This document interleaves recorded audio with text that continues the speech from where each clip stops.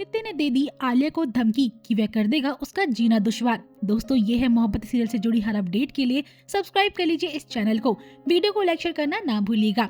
इस एपिसोड में जहां सभी लोग संतोषी और मिस्टर भल्ला की एनिवर्सरी सेलिब्रेट कर रहे होते हैं, उसी दौरान रूही बताती है कि पीहू जो है रमन और इशिता के प्रोजेक्ट से काफी ज्यादा इम्प्रेस हुई है। स्कूल जाने से पहले उसने कहा था कि आपको थैंक्स बोल देगी। अब यहाँ पर सभी घर वाले जब एंजॉय कर रहे होते हैं, आदित्य तो सैड ही होता है। तभी यहाँ पर रमन के पास एक कॉल आती है कि यूनियन वालों की स्ट्राइक रुक नहीं रही है और वे कोई काम नहीं करेंगे, जिसके बाद सभी घर वाले परेशान होते हैं। इशिता आश्वासन दिलाती है कि रमन और मैं सारी परेशानियां देख लेंगे। उसी दौरान रोमी कहता है कि भाई आप अपने काम मेरी फैक्ट्री में कर सकते हो। ये बात सुनकर इशिता और घर वालों को सांस में सांस आती है। मेघा और इशिता रोमी रमन के साथ मिलकर सारा सामान रोमी की फैक्ट्री में ले जा रहे होते हैं। दोस्तों, यहाँ पर रोमी जिस तरह से रमन का साथ दे रहा होता है, रमन को ये देखकर काफी ज्यादा अच्छा फील होता है कि उसका भाई आज उसके साथ खड़ा है। लेकिन तभी वहाँ पर मिस्टर सहगल आते हैं और वे रमन को रोककर कहते हैं, मैंने तुम्हारी कंपनी में इन्वेस्टमेंट करी थी क्योंकि तुम्हारी फैक्ट्री मेरे काम के लिए ठीक थी, ना कि रोमी की फैक्ट्री। अब यहाँ पर तुम्हें डिसाइड करना है, वरना मैं अपनी इन्वेस्टमेंट वापस ले लूंगा। सभी लोग परेशान होते कि अब वो क्या करे। मिस्टर सहगल साफ साफ धमकी देकर जाते हैं कि ये काम रोमी की फैक्ट्री में हो ही नहीं सकता है। रोमी की फैक्ट्री में वो इक्विपमेंट नहीं है जिससे कि मेरा काम पूरा हो पाए। मैंने आपकी कंपनी में इन्वेस्ट करा है, अगर आप ऐसा करेंगे तो मैं अपना कॉन्ट्रैक्ट वापस ले लूंगा।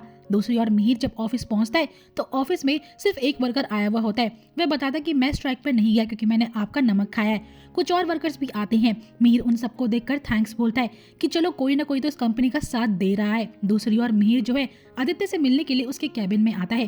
वह उससे बात करने की कोशिश तो करता है, लेकिन आदित्य अभी भी उससे रूडली बिहेव करता है। उसी दौरान यहाँ पर आलिया भी आती है और यहाँ आदित्य से कहती है कि मुझे तुमसे काम के सिलसिले में बात करनी है। लेकिन मिहिर समझ गया था कि आदित्य का मूड ठीक नहीं है।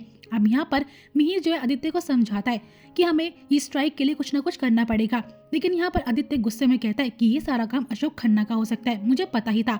अब इसके लिए मैं खुद डिसीजन लूंगा क्या करना है। लेकिन आलिया कहती है कि तुम्हें एक बार मिहिर की बात सुननी चाहिए। लेकिन यहाँ पर आदित्य गुस्सा होता है। मिहिर कहता है, आलिया तुम आदित्य से कुछ मत बोलो, मैं कोई सोल्यूशन ढूंढता हूँ, और वहाँ से निकल पड़ता है। तभी आलिया आदित्य से बोलती है कि तुम्हें आखिरकार क्या हुआ था, तुम मिहिर को देखने के लिए हॉस्पिटल भी नहीं आए थे। और यहाँ पर आदित्य उस पर चिल्लाकर कहता है कि तुम 24 घंटे जब देखो मिहिर मामू की बात करती हो, तुम्हें दिखता नहीं है आलिया कि मैं तुमसे प्यार करता हूँ, मैं तुम्हें प्रपोज करने वाला था, तुम्हारे लिए गिफ्ट भी लाया था, लेकिन तुमने मेरा दिल तोड़ दिया। आलिया उसे वहाँ समझाने की कोशिश करती है कि मुझे माफ कर दो, मुझे इस बारे में कुछ नहीं पता था।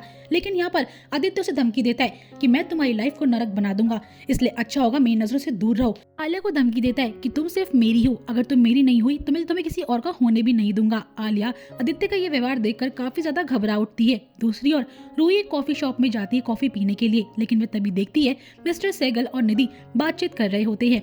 उनकी बातें वह छुपके सुनती है और वह दोनों यही बात करते हैं कि अच्छा हुआ निधि ने बता दी कि रोमी की फैक्ट्री में सामान पहुंचाया जा रहा है ताकि वहाँ पर रमन भल्ला का काम पूरा ना हो पाए।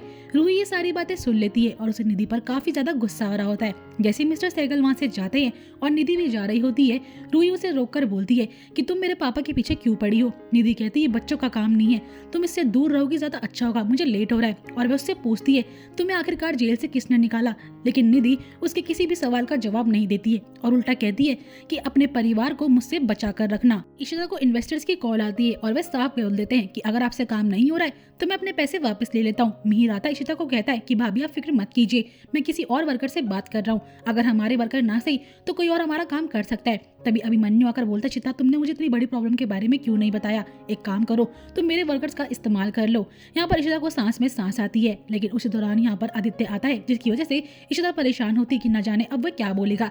अब वह मनी को कहता है कि uncle thank you so much, आप हेल्प कर रहे हैं, लेकिन मेरी कंडीशन है, इस प्रोजेक्ट में आलिया काम नहीं करेगी। इस बात से सबको हैरानी होती है आदित्य ऐसा क्यों बोल रहा है। लेकिन आदित्य इस बात को क्लैरिफाई करता है कि मैं नहीं चाहता कि यूनियन स्ट्राइक की वजह से आलिया पर कोई प्रॉब्लम आए, बस उसकी सेफ्टी के लिए।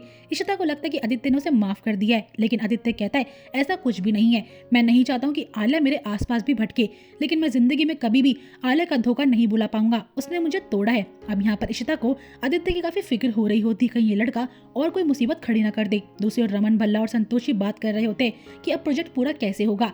रूही ये सारी बातें सुनती है और उसे अपने पिता की फिक्र हो रही होती है। तभी वह डिसाइड करती है वह रमन इशिता को नहीं बोल पाएगी, इसलिए वह जाती है वंदना के पास, जो बताती है कि किस तरीके से निधि जो है वो मिस्टर सहगल के साथ मिलकर पापा का प्रोजेक्ट खराब कर रही है। है। अब दोनों डिस्कस करते हैं आखिरकार उसे जेल से निकाला किसने। दोनों का शक ज्यादा है शगुन पर। रूही शगुन को कॉल करती है और उसे सारा सच बताती है और कहती है मुझे निधि से मिलना है आपकी मदद से, और शगुन फोन कट कर देती है। आई होप दोस्तों आपको आज ये वीडियो पसंद आई होगी। वीडियो अच्छी लगी तो वीडियो को लाइक और चैनल को सब्सक्राइब जरूर कर दीजिएगा।